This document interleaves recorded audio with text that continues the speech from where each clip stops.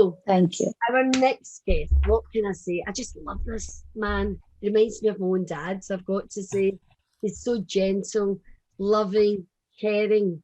We've got the amazing Dexter Moscow with us tonight, and his pedigree is amazing. He's worked with corporates, all sorts of people, TV presenting, trained the trainers on the QVC.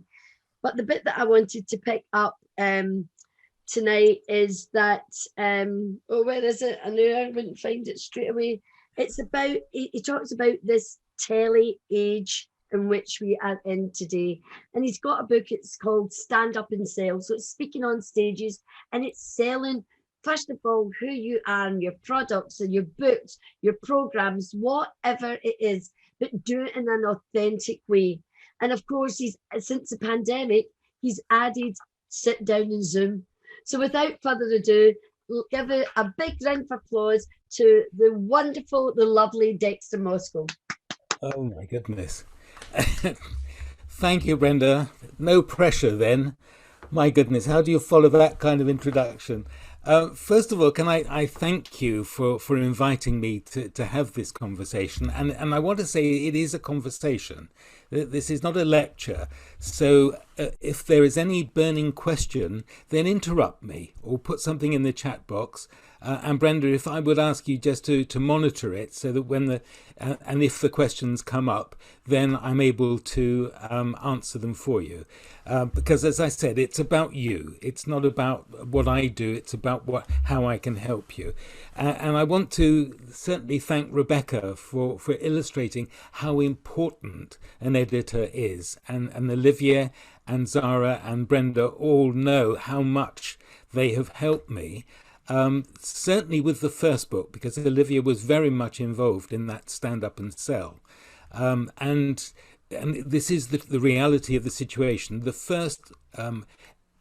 first publisher I went to let me down terribly.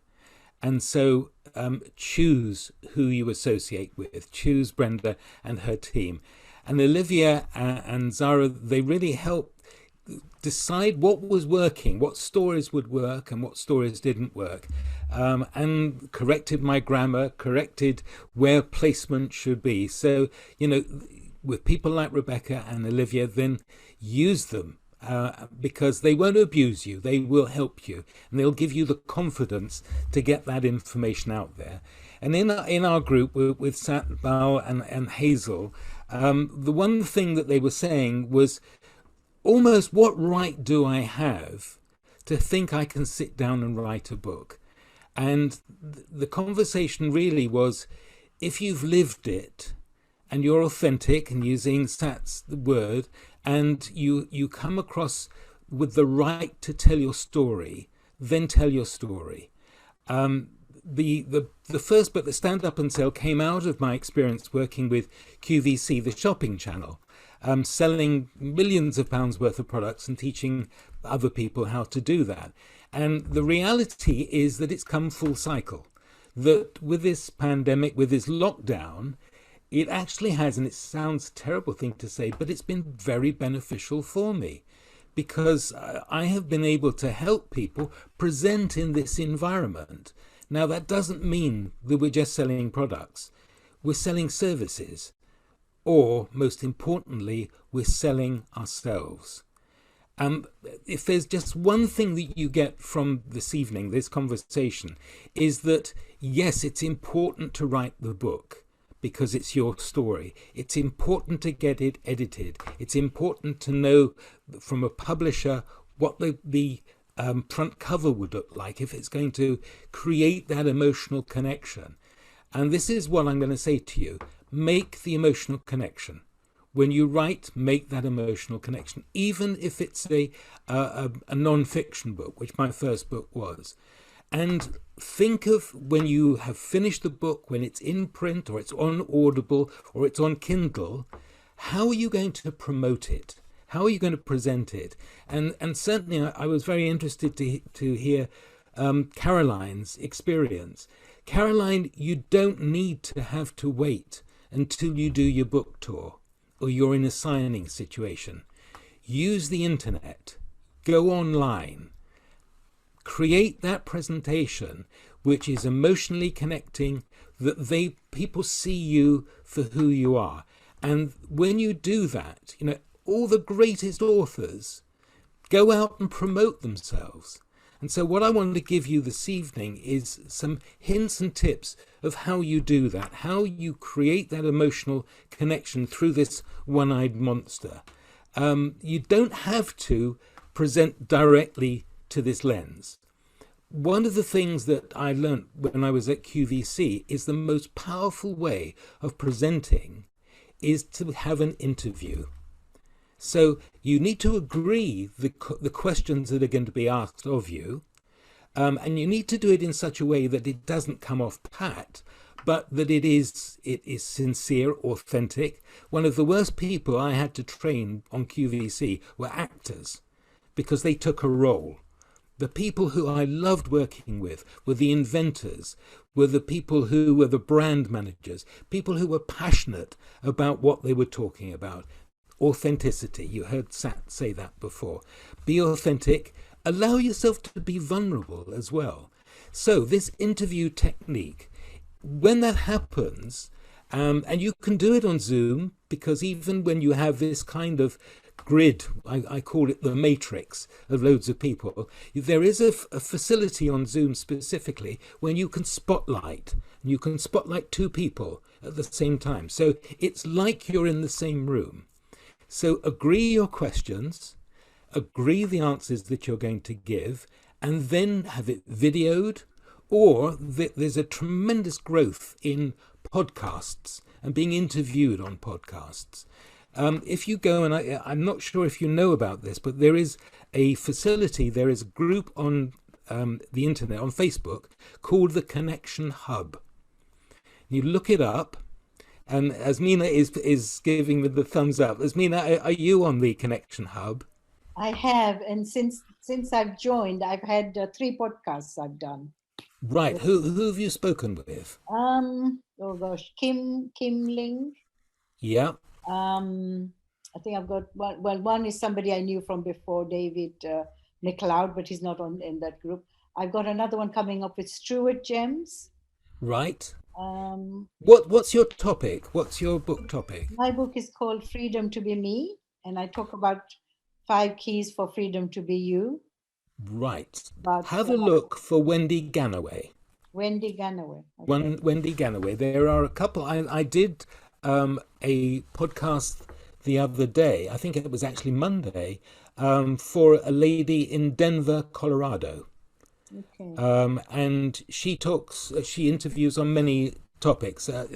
This was a business conversation, but I managed to put in some information about my second book, which I'll discuss in a second.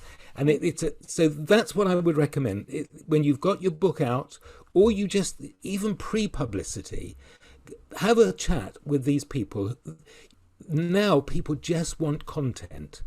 So if you go on Connection Hub, have a look at it on Facebook, and you'll see that there's a list. I think it's under opportunity. There's a section on opportunity, and people are asking for speakers, for interviewers all the time. So that's one way that, first of all, you'll get past your nerves of having to public speak, because you're being interviewed by somebody else. And 9 times out of 10, they will agree the questions, or they'll ask you to fill out a form so that you can get your message across. And then practice that for when the book is published, and then you go on this virtual tour. The other thing I want to offer you as an idea, so that's the first thing. Go to the Connection Hub, see where you can get involved in podcasts and video podcasts as well. There's a lot of people doing that now. The second concept is what I call the question as a gift. When you've agreed a number of questions, it allows you then to make your next point, and this is the gift.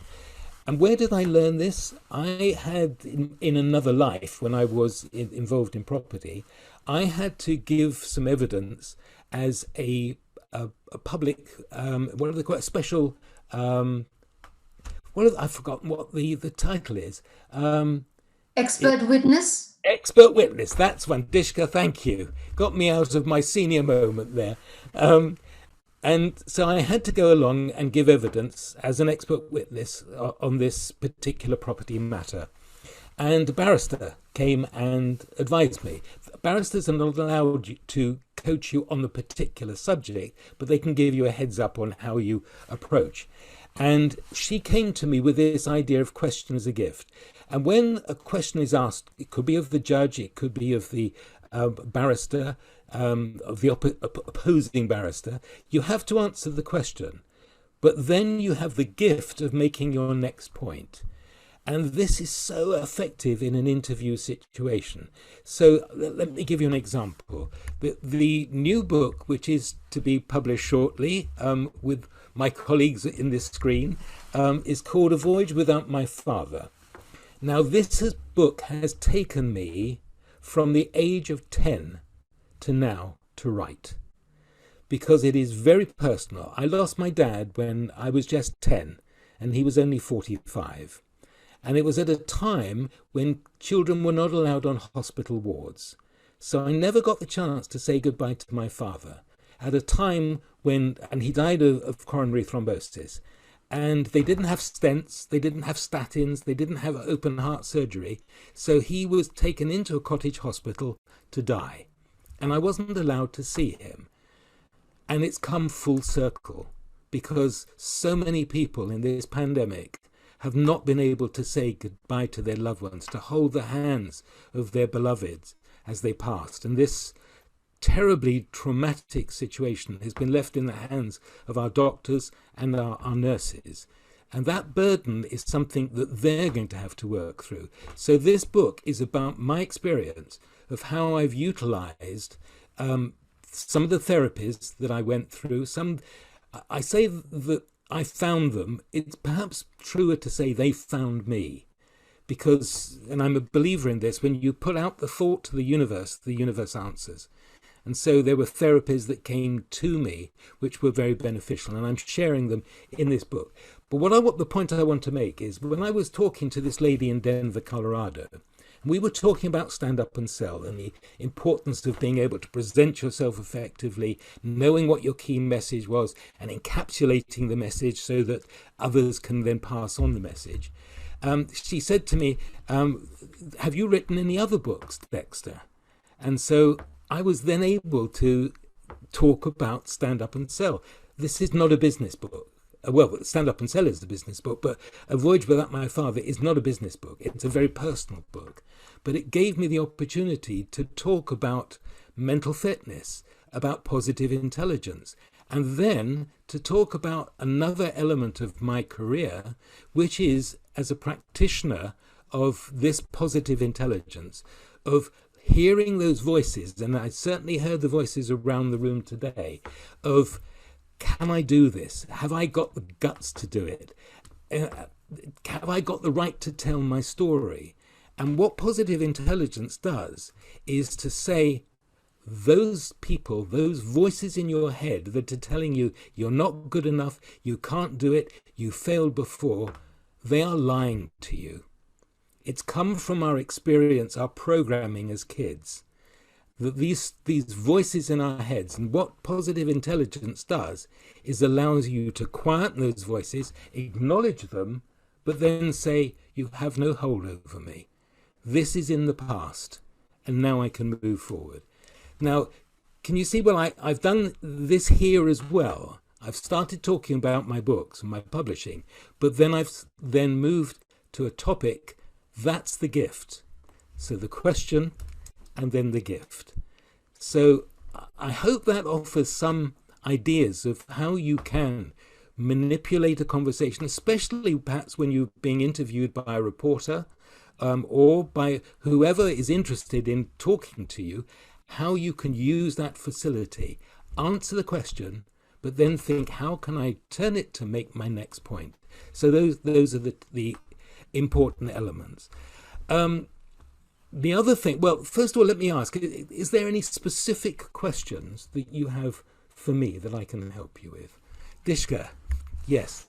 Hi, Dexter, that was brilliant. I just want to ask you on the last point that you made, the question as a gift. So when you're agreeing questions, So when you're agreeing question, with this idea in mind, do I propose the questions, or is the podcaster who's making the podcast, for instance, going to pose the questions, and then it's up to me to take that question and then develop what gift I can offer? Which Yes. is it, or is it a bit of both? It's a bit of both. You can do two things. Certainly, if and you'll see that they will be asking, especially on this connection hub, they'll be asking for speakers in a particular area. So it could be finance, it could be motivation, it could be mental fitness. And so instead of saying, yes, I would be interested, give them a snapshot of what your topic would be.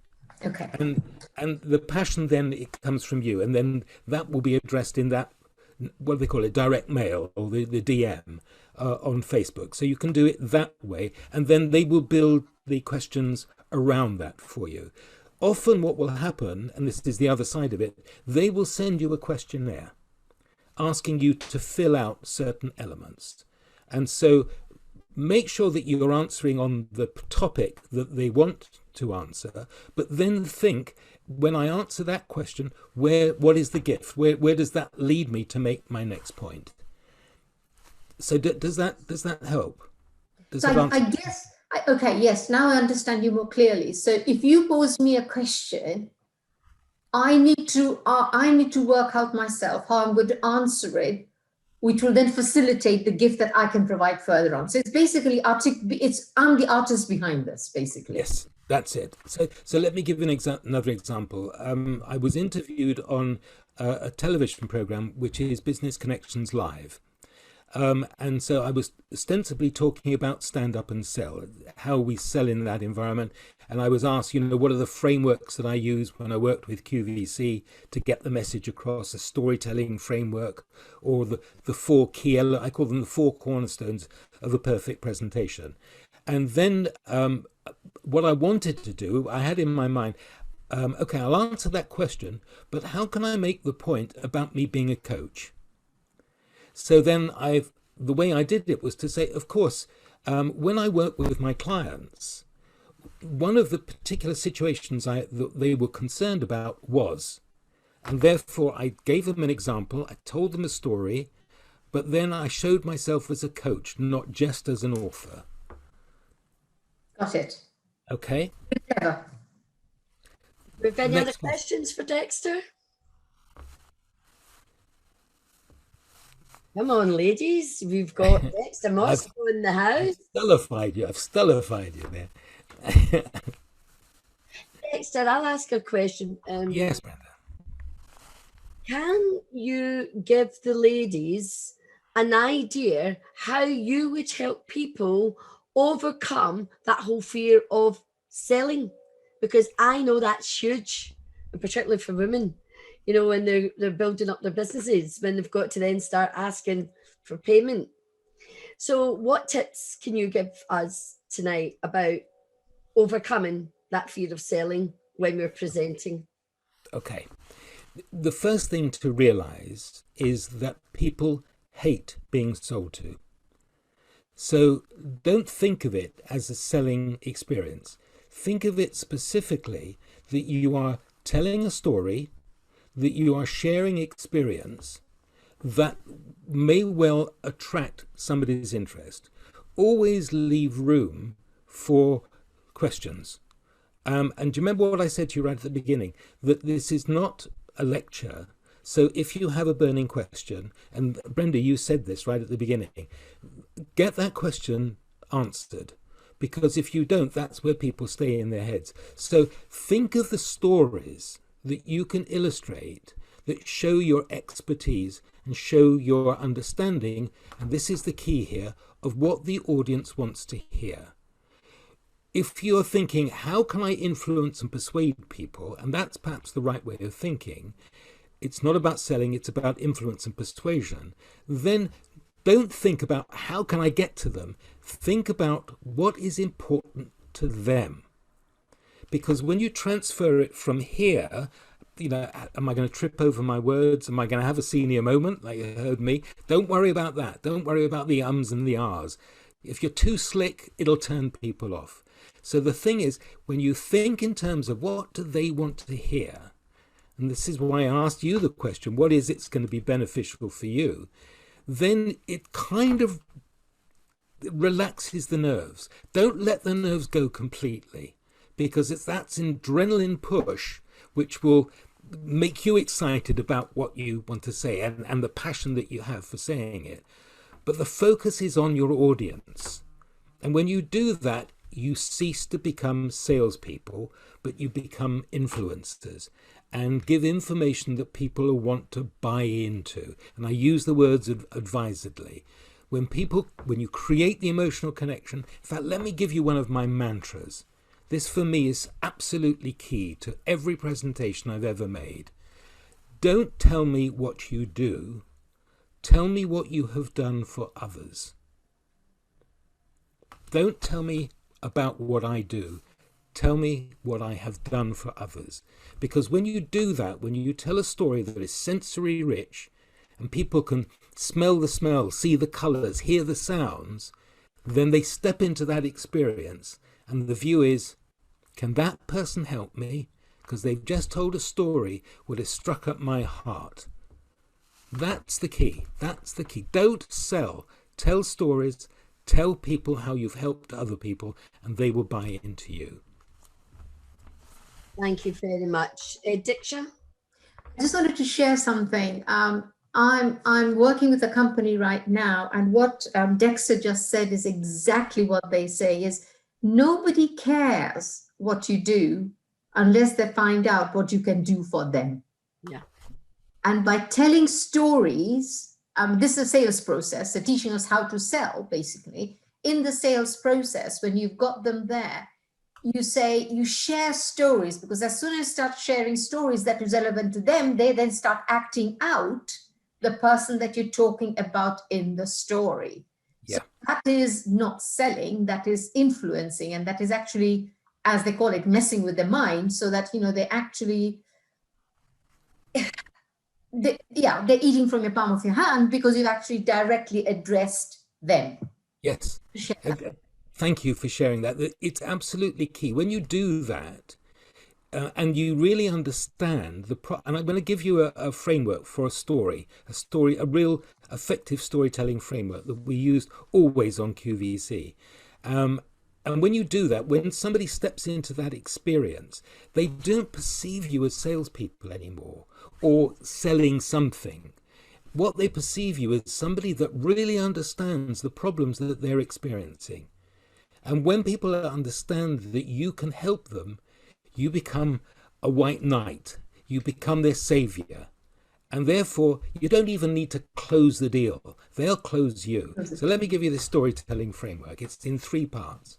The first is action, which is about 10 seconds. What is the overarching situation that you found yourself in that identifies the problem that somebody or a company was experiencing? The middle part is the action. So it's incident, action. And that's the majority of the story. What actually happened? What action did you take? And you, as I said before, you make it sensory rich. So they can experience the colors, the smells, the sounds, all of the senses that you can draw for them. They draw that picture. And then the last element of a storytell is the benefit or the life lesson. So it's incident, action, benefit. And the benefit can be encapsulated into just 7 words. It could be a quantifiable difference that you made. You saved somebody money, or you got them out of a difficulty. Or it could just purely be your life experience, that somebody will say, I understand. You went through a horrific divorce. I can relate to you. Or you're dealing with somebody who has dementia. I can relate to that. Or I have a story to tell where I can help you. When you do that, when you tell those stories, incident, action, benefit, it's a 2-minute storytelling framework. It captures people's attention, and then you can have a meaningful conversation. Thank you very much, Dexter. Absolutely gem. And I know we'll definitely be having you back. Priceless. End of the year. Absolutely amazing.